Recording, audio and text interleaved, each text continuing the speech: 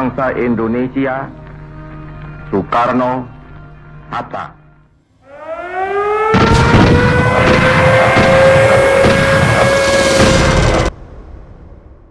Menjadi salah satu monumen dari peristiwa besar yang terjadi pasca 2 tahun diproklamatirnya kemerdekaan Indonesia. Sebuah monumen yang berada di Desa Balongsari, Kecamatan Rawameta, Karawang, menjadi saksi sejarah kelam perlawanan dari agresi militer tentara sekutu yang dilakukan oleh warga kampung hingga dinamakan dengan nama kawasan kampung tersebut sebagai Monumen Rawa Gede. Ini 95 diciptakan. Diresmikan 12 Juli 96. Peristiwa yang menewaskan 431 warga pribumi yang kebanyakan terdiri dari para lelaki itu dipicu oleh para pasukan tentara sekutu yang kebanyakan berasal dari Belanda, di mana kala itu mencari salah satu tokoh pahlawan yang berhasil memporak-porandakan pasukan hingga markas sekutu, yang tak lain ialah mendiang Kapten Lukas Kurstayo tepat pada tanggal 9 Desember 1947. Pak Lukas kalau di Cikarang diserang oleh 50 Belanda kayak kabur, ditutupin oleh masyarakat. Di Cikampek di mana. Tapi waktu ke sini ada di sini jam 8 sampai jam 11, jam 1, jam 10 ada bangsa kita yang lapor ke markas Belanda. Lapor ke markas Belanda jam 10, Pak Lukas dicari kemana-mana beberapa bulan ada di Rawa Gede. Nah itulah jam 1 malam udah 300 militer Belanda. Kini, peristiwa sejarah besar tersebut diabadikan lewat setiap ukiran yang terpatri di Monumen Rawa Gede serta beberapa gambaran diorama akan kelamnya masa pembantaian yang terjadi hingga menjadi salah satu fenomena pelanggaran HAM berat yang pernah diusut di Mahkamah Internasional pada tahun 2005 silam. Dengan hasil kemenangan moral dan permintaan maaf yang sedalam-dalamnya oleh pemerintah Belanda di masa itu.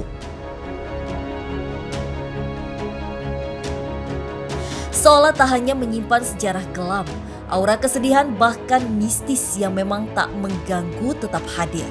Mengerubungi area monumen yang dulunya difungsikan sebagai tempat makam para pahlawan yang sengaja dikumpulkan untuk mengenang jasa yang tak ternilai dengan apapun. Waduh, buat merdeka ya. Kadang-kadang tuh ada orang yang menangis katanya di pohon kosambi itu di belakang ya.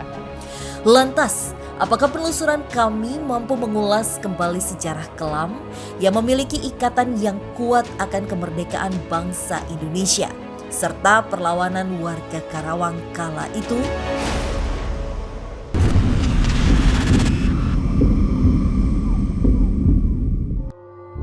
Tak perlu berlama-lama, kedatangan kami langsung tertuju pada sebuah patung dengan corak keemasan di dalam sebuah ruangan tersendiri.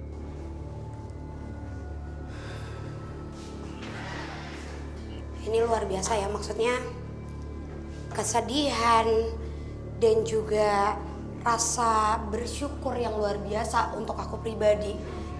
Ketika memang datang ke sini, ternyata memang kita tidak mengalami hal yang mereka alami gitu, para korban alami di sini. Frisly mencoba menerawang lebih jauh dari peristiwa yang pernah menimpa salah satu keluarga yang kini diabadikan di sebuah patung di hadapan kami. Ini menarik banget. Ada seorang ibu yang sangat menyayangi anaknya. Beliau mempunyai 2 anak laki-laki bernama Adul dan juga Atung. Usianya itu terpaut bedanya 2 tahun, 15 dan juga 17 tahun. Pada saat pencarian tokoh, pada saat para tentara Belanda itu datang mencari tokoh dan tidak mendapatkan jawaban yang mereka mau, semuanya itu dibariskan, diminta untuk berjajar. Mereka semua harus menyaksikan dengan mata kepala mereka sendiri. Ketika satu pertanyaan tidak mendapatkan jawaban yang setimpal, itu langsung ditembak. Kunci jangan dibuka-buka kalau Belanda datang. Digedor rumah nggak keluar-keluar setengah jam, dibakar. Setelah mau habis, Bapak yang ngomando, Atung, Adul, kami lari ke selatan kamu. Aku biar ke utara dengan ibu, maksudnya dibagi 2. Begitu roboh, ya dikejar bapaknya. Luka-liku setengah jam terbantai. Si Atung mah baju belum dibuka, celana dibuka, mau masuk ke kali ngumpet. Waktu mau masuk ke air, ditodong Belanda berpegangan, dibantai juga, mati. Dihanyutkan ke kali. Kalau peristiwa itu terjadi tuh bener-bener penyergapan, pemaksaan. Bahkan rumah-rumah atau tempat tinggalnya itu dihancurkan secara paksa. ada banyak sosok perempuan yang terdahulu mereka berusaha ketika mereka sudah tahu bagian organ tubuh anaknya bisa dikatakan hancur, sangat hancur. Itu tuh benar-benar berusaha untuk disamperin, mereka nangis-nangis, tapi itu juga ikutan ditembak. Jadi mereka cuma ingin menguburkan, sekedar mau menguburkan jasad anaknya, sekedar ingin diberikan tempat yang lebih layak ya Kananda. Jadi dimakamin yang lebih layak lah. Pada saat pertama aku lihat patung itu tuh memang dari sosok ibu asli di desa sini bernama Ibu Maria bersama kedua anaknya yang menurut aku wah itu nyata gitu, emang itu sedih banget sih menurut aku. Banyak dari mereka yang sebenarnya tidak tahu apa-apa, apalagi anak kecil. Jangankan anak kecil, bayi kalau emang itu dilihat itu adalah laki-laki, kemungkinan bisa tumbuh menjadi pahlawan yang melawan para kolonial itu akan dihabisi. Karena dianggap itu akan menjadi orang kita yang mungkin akan berpotensi untuk melawan. Astaga. Sebenarnya memang di sini kalau berbicara tentang roh ya, nggak ada sama sekali Fasya. Tapi dari patung ini semua sini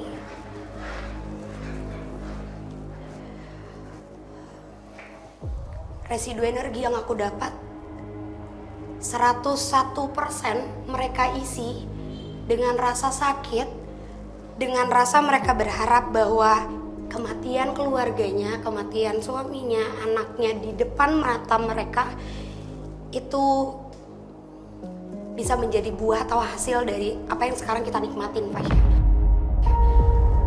Jadi mungkin kalau sekarang kita bisa hidup jauh lebih tenang, kita bisa nafas bebas. Tapi kalau zaman dulu mereka semua pasrah. Ketika mereka melihat ada dentuman senjata, mereka semua udah pada pasrah. Suami dari Ibu Maryam adalah salah satu orang yang di barisan utama yang meninggal. Dan anaknya itu sebenarnya berusaha untuk disembunyikan di bawah batang pohon pisang, gedebung pisang yang sengaja disusun. Salah satu anaknya itu dibikin untuk menunduk. Dan sang ibu hanya diam melihat untuk nutupin biar nggak ada apa-apa. Karena emang aku lihat jarak dari tempat pembantaian itu lumayan ada jarak ratusan meter dari rumah tempat tinggal mereka. Cara pembantaiannya itu kayak kolonial mengetuk rumah pintu terus menanyakan sesuatu. Jika bangsa kita tidak menjawab, akhirnya baru ditembak. Ternyata tidak ya. Kalau yang aku lihat nggak semuanya seperti itu. Banyak dari mereka yang sengaja dikumpulkan, benar-benar dikumpulin di depan. Mereka mungkin udah pada tahu kali ya, Fasya, maksudnya itu akan menjadi akhir dari hidup mereka. Jadi mereka semua tegas dengan tatapan tegas, kecuali dengan anak-anak kecil yang tidak mengerti. Tapi mereka semua melihat dengan tegas, menatap tajam mata para penjajah kita, para kolonial Belanda. Itu ditatap dengan sangat tajam. Dan mereka juga ngelihat secara langsung ketika senapan itu ditujukan. Dan senapan yang dipakai itu banyaknya itu yang beredit. Jadi bukan cuma satu, beberapa kali di lubang yang sama. Peristiwa yang coba dituturkan Frisly seolah masih dirasakan oleh beberapa pengurus monumen yang tak jarang mendengar jerit tangis di area ini. Suara sih sebenarnya kebanyakan suara, ada anak kecil menangis gitu. Ya mungkin mencari bapaknya atau gimana itu dulunya gimana itu ya. Jadi kalau emang ditanya di tempat ini banyak banget tangisan perempuan. Tangisan anak kecil yang mungkin menangis karena berharap ayahnya masih bisa hidup lagi, ibunya juga bisa hidup lagi, tapi ibunya itu meninggal di pelukan suaminya. Boleh minta ada bunga nggak sih, satu tangkai? Mungkin boleh minta bunga? Tersentuh akan cerita pengorbanan yang ada. Tanda terima kasih pun tak luput kami berikan sedalam-dalamnya agar peristiwa tersebut tetap dikenang sepanjang hayat. Kita lanjut ke belakang ya, Kananda, Kak Frisly. Malam pun tiba. Penelusuran kami pun berlanjut ke bagian dalam di mana terdapat ratusan makam para korban pembantaian kala itu. Di belakang ya? Iya, di belakang sih. Jadi emang bahkan juga dia suka menduplikasi apa ya bahasanya yang sudah meninggal di sini, dia suka menduplikasi kayak gitu pas ya. Jadi apa ya wujudnya itu menduplikasi makhluk para wujud, korban iya, ya. kayak gitu pas ya. Oke, iya karena aku juga mendengar Kananda bahwa warga sekitar atau orang yang berkunjung ke tempat ini tuh kerap melihat sosok di Ya. sini. Ada yang melihat sosok hitam, ada juga yang melihat seperti yang Kananda sebut, entah itu korban Ya, atau bahkan betul. kolonial Belanda itu sendiri gitu. Terus apakah itu memang sosok para korban atau gimana Kananda? Dan mencoba berkomunikasi dengan sosok astral yang kerap menampakkan diri di area Taman Makam Pahlawan. Kalau yang saya lihat itu adalah bukan yang dulunya menjadi pejuang kayak gitu, melainkan emang sosok yang menempati tempat ini pas ya. Kalau di sini mah sebutnya Tuan Brosman kayak gitu. Dari Alkoy Belanda itu orang Belanda tinggi besar. Penunggu itu yang ada pohon putat di situ. Gede, tinggi, besar gitu ya. Ada di belakang kita di pohon ini. Pohon persis depan Ya, kita ini. pohon yang gede ini. Dan dia itu suka apa ya? Kembali lagi suka mencontoh, menduplikasi dulu pejuang-pejuang yang ada di sini. Dan juga penduduk di sini juga sempat mempercayai bahwa makhluk ini adalah makhluk yang dulunya ada di sini pas ya. Pejuang-pejuang gini. Mungkin Visi juga melihat hal kayak gitu ya.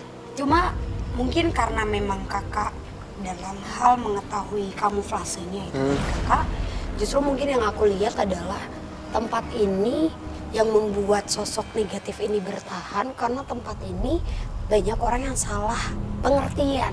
Betul. Mungkin dianggap adalah sosok ini dapat memberikan berkah, Ya. yang padahal itu salah. Itu salah. Iya benar. Aku Jadi juga mendengar bahwa ada beberapa pengunjung yang datang ke sini itu untuk meminta berkah. Ya, Oke, kita boleh mendekat nggak Kananda? saya Mau pindahkan coba dulu. Kita coba komunikasikan Mbak. Ya, oke.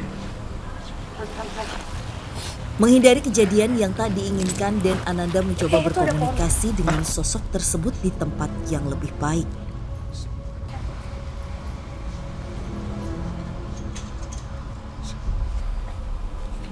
Oke pemirsa, Kananda sekarang sedang mencoba berkomunikasi dengan sosok yang kami temui barusan.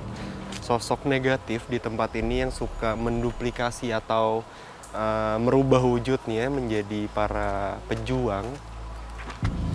Jadi di belakang kita itu adalah sosok yang laki-laki tinggi Hitam besar itu hitam dan bulunya lebat itu ada di sini pas ya. Dia bilang bahwasanya adalah saya emang suka menduplikasi. Jadi manipulasi, bahkan mencontoh dulu pejuang-pejuang itu kayak gimana. Kayak gitu pas ya. Dan dia menganggap bahwa penduduk-penduduk sini sempat kayak meminta sesuatu ke dia. Ke sosok ini. Sosok ini. Jadi meminta sesuatu itu adalah entah yang hal-hal negatif lah ya, bisa kita bilang kayak gitu. Dan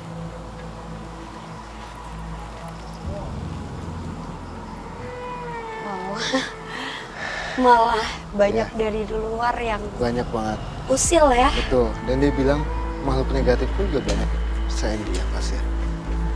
Nah, sepenglihatan saya sejauh ini adalah makhluk yang ada di sini itu bukan makhluk yang dulunya pejuang-pejuang sih, bukan pas ya. Nah, makhluk ini ya bilang saya senang untuk mengelabui atau membohongi penduduk-penduduk sini, padahal dia pun tidak mengabulkan apa yang dia Ya, minta. apa yang diminta ya. Ya, apa yang dia minta. Jadi hanya ya namanya makhluk gaib yang segi negatifnya itu kan visi lebih ke ya. manipulasi, membohongi, mengelabui kayak gitu pas ya. Nah, sosok inilah yang lebih suka dengan hal-hal kayak gitu. Kadang-kadang ada yang masuk orang ngerti gitu ya. Ditanya sama saya, itu cari apa sih Pak? Jadi banyak benda tapi belum ketemu. Orang mimpi itu mah dari luar kan, kebanyakan saya mah gitu ya. Masih banyak sosok-sosok yang negatif dibandingkan dia. Oh. Dan emang yang suka mengganggu, bahkan apa ya bisa kita bilang memasuki tubuh manusia itu ada makhluknya. tapi beda dengan makhluk ini. Ada contohnya di depan kita itu ada salah satu Di pohon ini? Di belakang pohon ini ada salah satu cewek yang dia mungkin dengan pakaian putih yang biasa kita temui, ya itulah yang suka mengganggu. Pernah terjadi ada pengunjung ya nyampe kesurupan kayak gitu. Dianggapnya bahwa tempat ini itu wingit, apa ya bahasanya? Serem. Nah, tapi kenyataannya sih enggak Enggak. sama sekali. Oke, Kananda satu lagi untuk sosok ini, apa alasan dari sosok ini itu merubah wujudnya atau menduplikasikan para pejuang yang dimakamkan di sini? Oke, jadi gini Pak ya. Penduduk-penduduk sini meyakinkan bahwa makhluk yang ada di sini itu adalah pejuang-pejuangnya di sini. Kenapa bisa meyakinkan dengan hal kayak gitu? Pejuang-pejuang di sini itu adalah mempunyai suatu tragedi atau kejadian yang bisa kita bilang sangat menyedihkan. Betul. Contohnya dibunuh pada saat menjadikan pejuang lah ya. Nah, penduduk sini mungkin meyakinkan bahwa makhluk ini jelmaan dulunya sudah meninggal kayak gitu. Tapi kenyataannya itu salah. Melainkan adalah makhluk yang hitam gede dengan bulu yang lebat itu hanya menduplikasi Para pejuang. pejuangnya di sini. Bahkan sampai dia bisa menduplikasi Kapten Lukas. Oh, Kapten Lukas. Iya. Bahkan bisa menduplikasi sampai sejauh itu, Fas ya. Berarti memang sosok ini tuh mengambil energi yang kita percaya juga ya, dengan Betul. kita percaya bahwa mungkin di sini bakalan ada sosok dari pejuang. Betul. Bahkan sampai Kapten Lukas itu sendiri, dan Ya. itulah yang ditangkap oleh si sosok ini. Ya, betul. Gak apa-apa sih Fasya, biar setelah ini kita coba untuk berdoa dan Ya. memberikan simbol penghargaan dari kita.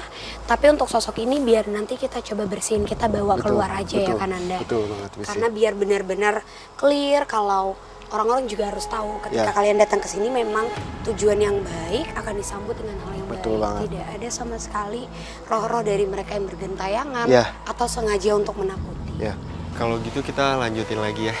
ya siap. Langsung kita kasih simbol Ya. penghargaan itu ya. Menghormati jasa para korban pembantaian yang kini dinobatkan sebagai pahlawan, kami pun menuju altar guna menabur bunga dan mengheningkan cipta untuk mengenang semua jasa-jasa para korban kala itu.